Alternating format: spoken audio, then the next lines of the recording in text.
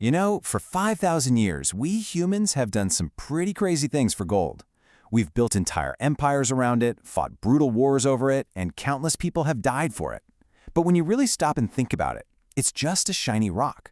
So let's dive in and try to figure out what's behind this incredible, ancient obsession. Yeah, that's really the big question here, isn't it?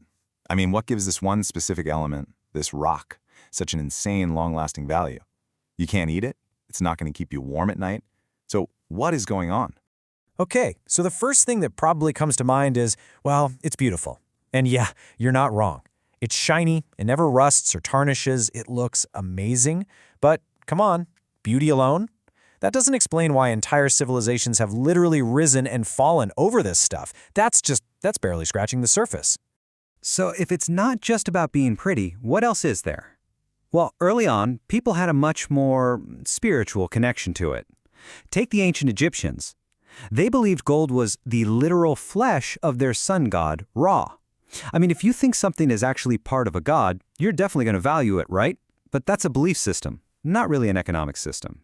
To get to the real reason, we need to talk about what money actually is. See, it turns out that for anything to actually work as money, I don't care if it's seashells or blocks of salt or shiny rocks, it has to check a few very important boxes. It needs to have specific qualities that make it genuinely useful for trading with other people, not just for, looking nice on a shelf. And this, right here, is where gold basically wins the lottery. It just perfectly fits every single one of these rules. First off, it's rare. You can't just whip up a new batch of gold. People tried for centuries. They called it alchemy. It didn't work. It's also super stable chemically, so it's not going to rust or decay on you. Its unique color and heaviness make it easy to spot. You can melt it down into a tiny piece or a big bar, and it's still just gold. And yeah, let's be honest, the shininess definitely helps with the appeal. So you see, it's not that gold is valuable just because we all agreed it is. We all agreed it's valuable because it has all the perfect properties to be money in the first place. Okay, so with that in mind, let's jump in our time machine. We're going to go way back to see where this obsession really took hold, with a civilization that took the whole gold is divine idea to a completely different level. Yep, we're talking about ancient Egypt. For the Egyptians, gold wasn't just about being rich. Not at all. It was about immortality. It was, like we said, the flesh of the gods. So if you're the pharaoh, you're not just thinking, oh, I'd like a nice gold necklace. No way. You're thinking, I need to be literally wrapped in the flesh of a god for my trip to the afterlife. And if you want proof of just how serious they were, look no further than King Tut's coffin. We're talking 110 kilograms, that's about 242 pounds of solid gold, just for the inner coffin of a king who is still a teenager. This wasn't just some fancy decoration. It was a massive, powerful statement about divinity and eternal life. But here's the thing. The Egyptians were mostly using gold for religious stuff, not for buying bread at the market. For the next big leap, we have to jump forward in time to about 600 BC, to a kingdom called Lydia, which is basically modern-day Turkey. Now, they had a real practical problem. Trading with random bits and pieces of gold was a huge pain. You had to weigh it every single time, test if it was pure. It was slow and clunky. The Lydians thought there has to be a better way. And their solution was one of those simple but absolutely genius ideas. They decided to create standardized pieces of gold, coins. They guaranteed the weight, they guaranteed the purity, and they stamped the king's face on it as a sort of seal of authenticity.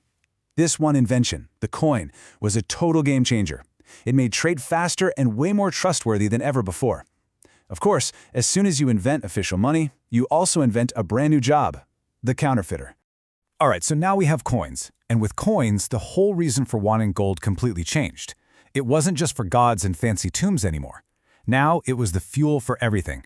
For trade, for armies, for conquest. It became the engine that powered the rise of some of the world's greatest empires. I mean, just look at the Roman Empire.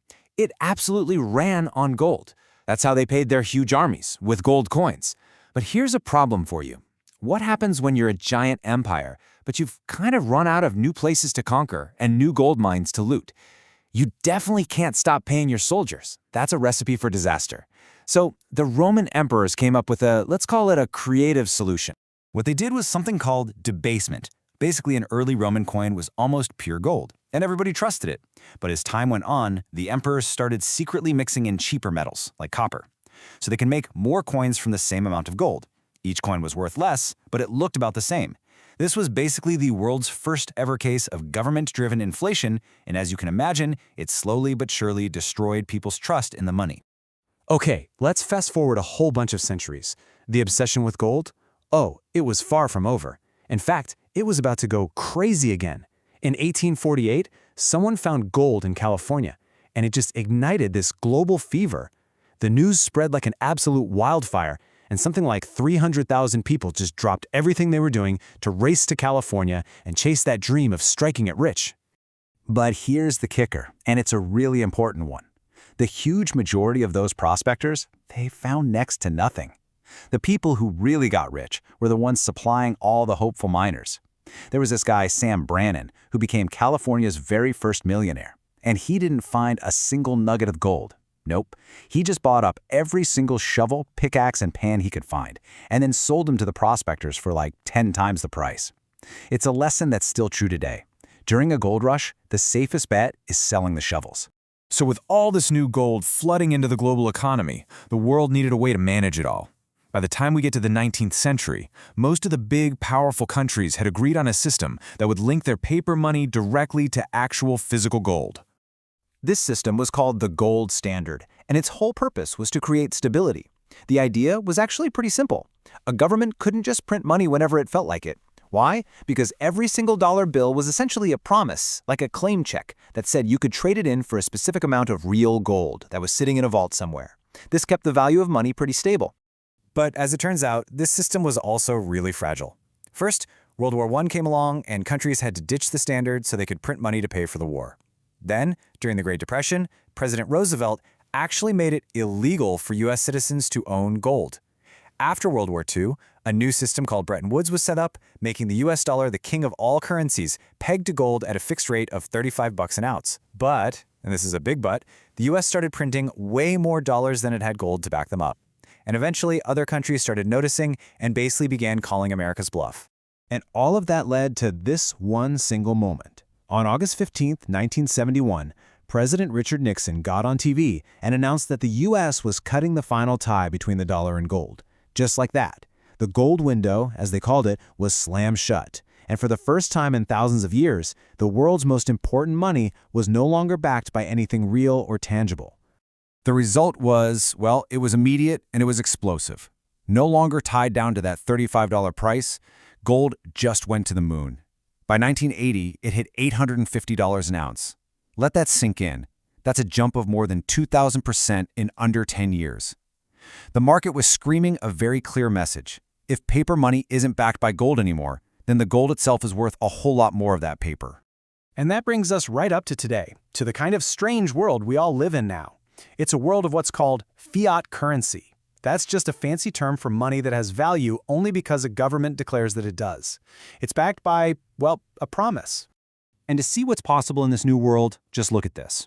Between 2020 and 2022, to deal with the pandemic's economic fallout, the U.S. created more than $6 trillion. That means about 40% of all U.S. dollars that had ever existed were created in just those 2 years. Something like that would have been absolutely 100% impossible back when every dollar needed a bit of gold to back it up. Which brings us to a really fascinating paradox at the heart of modern finance. On one hand, governments tell us to trust their paper money. But on the other hand, their own central banks, the very places that print all this money, have been some of the biggest buyers of physical gold in the world. Countries like China, Russia, India, they're all quietly stacking up gold bars in their vaults. So the question is, why? Well, the answer might just come down to this one very powerful old saying: gold is money. Everything else is credit. Think about it. For 5,000 years, gold has outlasted every empire, every government, and every paper currency that has ever existed. A dollar, or any paper money, is just a promise. It's a form of credit that relies entirely on your trust in the government that issued it. And as we've seen throughout history, that trust can be broken. But gold is just gold.